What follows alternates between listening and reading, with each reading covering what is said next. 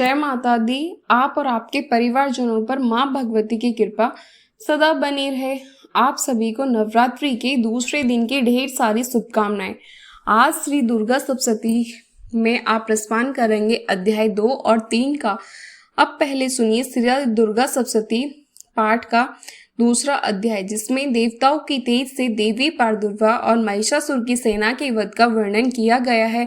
महर्षि मेधा बोले, प्राचीन काल में देवताओं और असुरों के ने पूरे वर्ष तक घोर युद्ध हुआ था। उसमें असुरों का स्वामी महिषासुर था और देवराज इंद्र देवताओं के नायक थे। इस युद्ध में देवताओं की सेना परास्त हो गई थी और इस प्रकार संपूर्ण देवताओं की जीत महिषासुर इंद्र बन बैठा था। युद्ध के पश्चात हारे हुए देवता प्रजापति श्री ब्रह्मा जी को साथ लेकर उस स्थान पर पहुंचे जहां पर कि उनका भगवान शंकर विराजमान थे। देवताओं ने अपने हार का सारा वितरित भगवान श्री विष्णु और शक जी को से कहा सुनाया। वह कहने लगी कि प्रभु महिषासुर सूर्य, इंद्र, अग्नि, वायु, चंद्रमा, यम, वरुण तथा अन्य देवताओं के सब अधिकार छीनकर सबका अधिराष्ट्र स्वयं बन बैठा है। सबने समस्त देवताओं को स्वर्ग से निकाल दिया है। वे मनुष्य की तरह पृथ्वी पर विचर रहे हैं। दैत्यों की सारी करतूत हमने आपको सुना दी है और आपकी शरण में इसलिए आए हैं कि आप उनके वध का कोई उपाय सोचो। देवताओं की बातें सुनकर भगवान श्री विष्णु और शंकर जी को उन दैत्यों पर बड़ा गुस्सा आया और उनकी बहुत तन्हाई हो गई। आंखें लाल हो गईं। गुस्से में भरे हुए भगवान विष्णु के मुख से बड़ा तेज निकला और उसी प्रकार से तेज भगवान शंकर, ब्रह्मा और इंद्र आदि सभी देवताओं के मुख से प्रकट हुआ। फिर वह सारा तेज एक में मिल गया और तेज का पुंज वह ऐसा दिखता था जैसे कि जंजाल मान पर्वत हो। देवताओं ने देखा कि उस पर्वत की ललाट चारों ओर फैली हुई थी और देवताओं के शरीर से प्रकट हुए तेज की किसी अन्य तेज से तुलना नहीं हो सकती थी। एक स्थान पर इकट्ठा होने पर वह तेज एक देवी के रूप में परिवर्तित हो गया और अपने प्रकाश से तीनों लोकों में व्यापक जान पड़ा। वे भगवान शंकर का तेज था, उससे देवी का मुख प्रकट हुआ। यमराज के तेज से उसके सिर के बाल बने। भगवान श्री विष्णु के तेज से उसकी भुजाएं बनी। चंद्रमा के तेज से दोनों स्तन और इंद्र के तेज से जंगा और पिंडली तथा पृथ्वी के तेज से नितंब भाग बना। ब्रह्मा जी के तेज से दोनों चरण और सूर्य के तेज से उनकी उंगलियां पैदा हुई। वायु के तेज से उनके हाथों की उंगलियां और कुबेर के तेज से नासिक बने। प्रजापति के तेज से उनके दांत और अग्नि के तेज से उनके नेत्र बने। संध्या के तेज से उनकी भौहें और वायु के तेज से उनके कान प्रकट हुए। इस प्रकार उस देवी का प्रादुर्भाव हुआ था। महिषासुर से पराजित देवता उस देवी को देखकर अत्यंत प्रसन्न हुए। भगवान शंकर ने अपने त्रिशूल में से एक त्रिशूल निकालकर उस देवी को दिया और भगवान विष्णु ने अपने चक्र में से एक चक्र निकालकर उस देवी को दिया। वरुण ने देवी को शंख भेंट किया। अग्नि ने उसे शक्ति दी। वायु ने उसे धनुष और बाण दिए। सहस्त्र नेत्रों वाली श्री देवराज इंद्र ने उसे अपने वज्र और उत्पन्न करना एक वज्र दिया और रावत हाथी का एक घंटा उतारकर देवी को भेंट किया। यमराज ने उसे काल दंड में से एक दंड दिया। वरुण ने उसे पास दिया। प्रजापति ने स्टेक की माला दी और ब्रह्मा जी ने उसे कमंडल दिया। सूर्य ने देवी के समस्त रोमों में अपनी किरणों का तेज भर दिया। काल ने उसे चमकती हुई ढाल और तलवार दी तथा उज्जवल हार और दिव्य वस्त्र उसे भेंट किए और उनके साथ ही उसने दिव्य चुंडामती की दो कुंडल, कंकण, उज्जवल अर्धचंद्र, बाहों के लिए बाजूबंद, चरणों के लिए नुपुर, गले के लिए सुंदर हंसली और उंगलियों के लिए रत्नों से बनी हुई अंगूठियां उसे दी।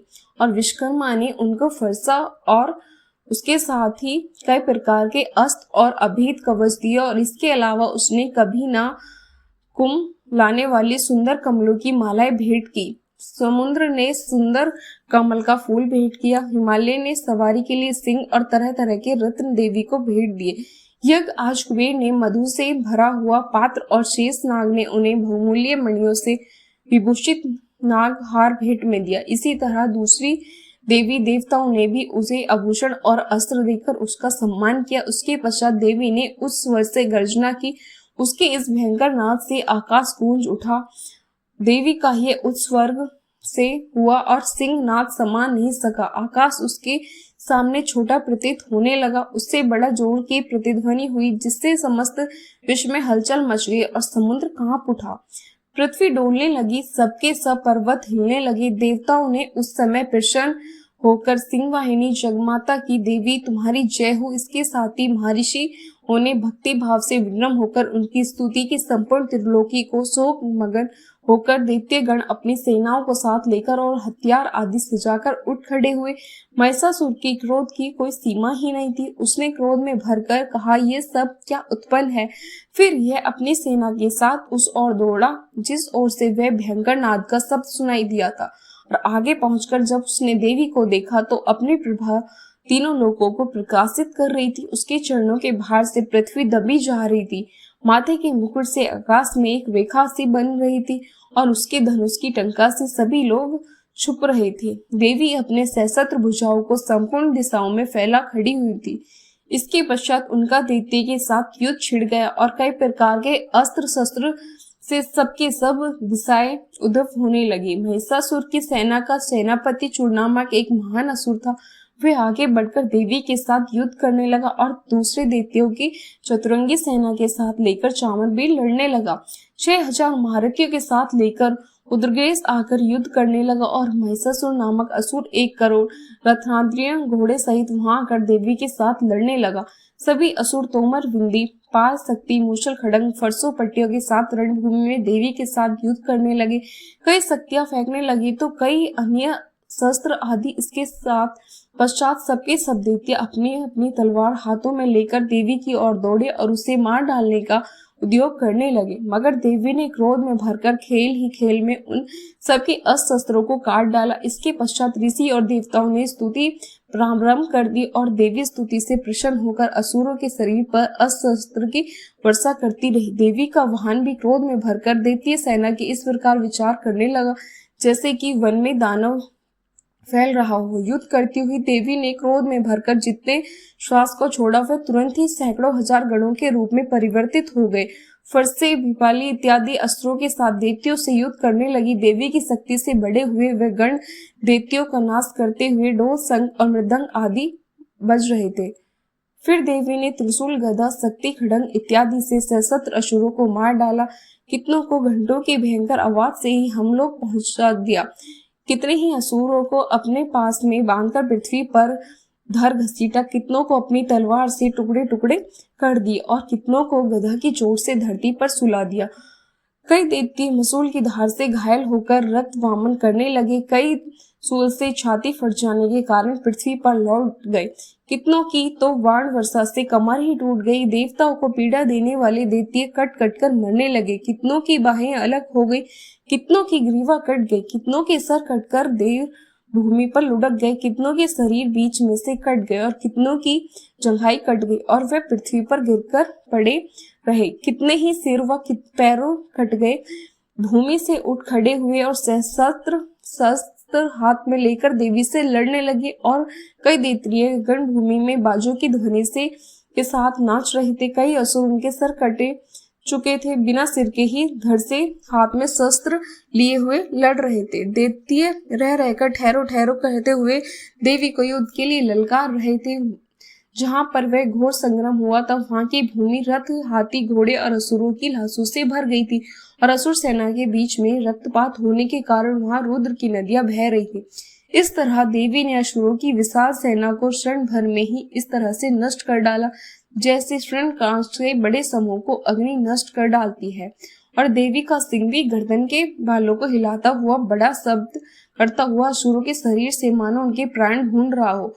देवी के गणों ने जब दैत्यों के साथ युद्ध किया तो देवताओं ने प्रसन्न होकर आकाश से उन सब पर पुष्प वर्षा की। दूसरे अध्याय समाप्त हुआ। आइए अब तीसरे अध्याय की शुरुआत करते हैं, जिसमें सेनापति सहित महिषासुर के वध के वर्णन किया गया है।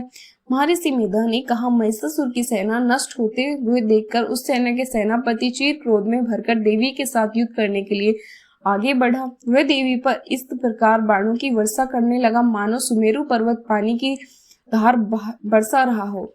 इस प्रकार देवी ने अपने बाणों से उसके बाणों को काट डाला तथा उसके घोड़े और सारथियों को भी मार दिया। साथ ही उसके धनुष और उसकी अत्यंत ऊंची ध्वजा को भी काटकर नीचे गिरा दिया। उसका धनुष कट जाने के पश्चात उसके शरीर के अंगों को भी अपने बाणों से बीन दिया। धनुष, घोड़े और सारथी को नष्ट हो जाने पर वह असुर ढाल और तलवार लेकर देवी की तरफ आया और अपने अपने तीक्ष्ण धार वाली तलवार से देवी के सिंह के मस्तक पर प्रहार किया और बड़े वेग से देवी के बाएं भुजा पर वार कर दिया, किंतु देवी की बाएं भुजा को छूते ही उस दैत्य की तलवार टूटकर 2 टुकड़ों में बट गई, जिससे दैत्य ने क्रोध में भरकर अब शूल हाथ में ले लिया और उसे भद्रकाली देवी की ओर फेंका। देवी की ओर आता हुआ वह शूल आकाश से गिरते हुए सूर्य के समान प्रज्वलित हो उठा और उस शूल को अपने ओर आते हुए देखकर देवी ने भी शूल छोड़ा और महासुरों के शूल के 100 टुकड़े कर डाले, साथ ही महासुरों के प्राण भी हर लिए।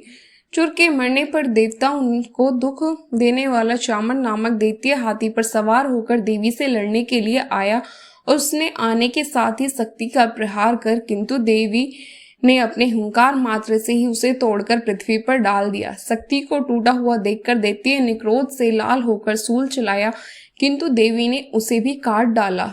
इतने में देवी का सिंह उछलकर हाथी के मस्तक पर सवार हो गया और दैत्य के साथ बहुत ही तीव्र युद्ध करने लगा। फिर वह दोनों लड़ते हुए हाथी पर से पृथ्वी पर आ गिरे और दोनों बड़े क्रोध से लड़ने लगे और फिर सिंह बड़े जोर से आकाश की ओर उछला। जब पृथ्वी की ओर आया तो वह अपने पंजों से चामर का सिर धड़ से अलग कर दिया। क्रोध में भरी हुई देवी ने शिला और वृक्ष आदि की चोटी से उत्प्रेस कल को, वाणों से तम्र तथा अंधक को मौत के घाट उतार दिया। तीनों नेत्रों वाली परमेश्वरी ने त्रिशूल से उग्र वीर्य और महानु नामक राक्षसों को मार गिराया। उसने अपनी तलवार से विडाल नामक दैत्य का सिर काट डाला तथा अपने बाणों से दुर्धर और दुर्मुख राक्षसों को यमलोक पहुंचा दिया। इस प्रकार जब महिषासुर ने देखा कि देवी ने मेरी सेना को नष्ट कर दिया है, तो वह भैंसे का रूप धारण कर देवी के गणों को दुख देने लगा।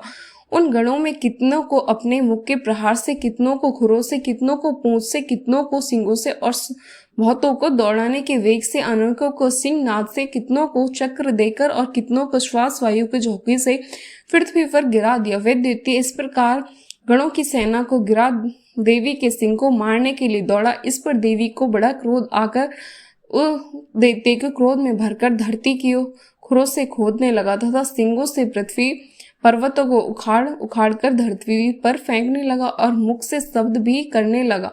महिषासुर के वेग से चक्र देने के कारण पृथ्वी सुरंगन होकर फटने लगी। उसकी पूंछ से टकराकर समुद्र चारों ओर फैलने लगा। हिलते हुए सिंगों के आघात से मेघ खंड हो गए और श्वास के आकाश से उठते हुए पर्वत भी फटने लगे। इस पर क्रोध में भरे हुए राक्षस को देखकर देवी चंडिका को भी क्रोध आ गया और वह उसको मारने के लिए क्रोध में भर गई। देवी ने पास फेंककर दैत्य को बांध लिया और अपने बन जाने पर दैत्य का रूप त्याग दिया और सिंह का रूप बना लिया। और जैसे ही देवी उसका सिर काटने के लिए तैयार हुई कि उसने पुरुष का रूप धारण कर लिया, जो कि हाथ में तलवार लिए हुआ था। तब देवी ने तुरंत ही अपने बाणों के साथ उस पुरुष को उसकी तलवार और ढाल सहित बीन डाला। उसके पश्चात तो अब वह हाथी के रूप में दिखाई देने लगा और अपनी लंबी सूंड से देवी के सिंग को खींचने लगा और गरजने लगा। देवी ने अपनी तलवार से उसकी सूंड भी काट डाली। तब उस राक्षस ने एक बार फिर से भैंसे का रूप धारण कर लिया और पहले की तरह चर अचर जीवों सहित समस्त त्रिलोकी को व्याकुल करने लगा। उसके पश्चात क्रोध में भरी हुई देवी बारंबार उत्तम मधु का पान करने लगी और लाल लाल नेत्र करके हंसने लगी। उधर बल, वीर्य तथा मध्य से कृत हुए दैत्य भी गरजने लगे। अपने सिंगों से देवी पर पर्वतों को फेंकने लगा। देवी अपने बाणों से उसके फेंके हुए पर्वतों को चूर्ण करती हुई बोली, ओ मून, अब तक मैं मधुपाल कर रही थी, अब तू गरज ले और इसके पश्चात मेरे हाथों तेरी मृत्यु हो जाने पर देवता गरजेंगे। जैसे महर्षि मेधा ने कहा, ऐसा कहकर देवी उछलकर उस दैत्य पर जा चढ़ी और उसको अपने पैरों से दबाकर सूल से उसके गले पर आघात करने लगी। देवी के पैर से दबने पर वह दैत्य अपने दूसरे रूप से अपने मुख से बाहर होने लगा। अभी वह दैत्य आधा ही बाहर निकला था कि देवी ने अपने प्रभाव से उसे उसी क्षण रोक दिया। तब वह आधा निकला हुआ दैत्य ही युद्ध करने लगा तो देवी ने अपनी तलवार से उसका सिर काट डाला। इसके पश्चात सारे राक्षस सेना हाहाकार करती हुई वहां से भाग खड़ी हुई। सब देवता अत्यंत प्रसन्न हुए तथा ऋषियों महर्षियों सहित देवी की स्तुति करने लगे। गंधर्व राज गान करने और अप्सराएं नृत्य करने लगी। जय माता दी। उम्मीद करती हूँ यह वीडियो आपको पसंद आई होगी। आगे का वर्णन आप अगली वीडियो में देखिएगा। मेरी वीडियो को लाइक ज़रूर करना और चैनल को सब्सक्राइब कर लेना अगर आपने सब्सक्राइब नहीं करा है तो।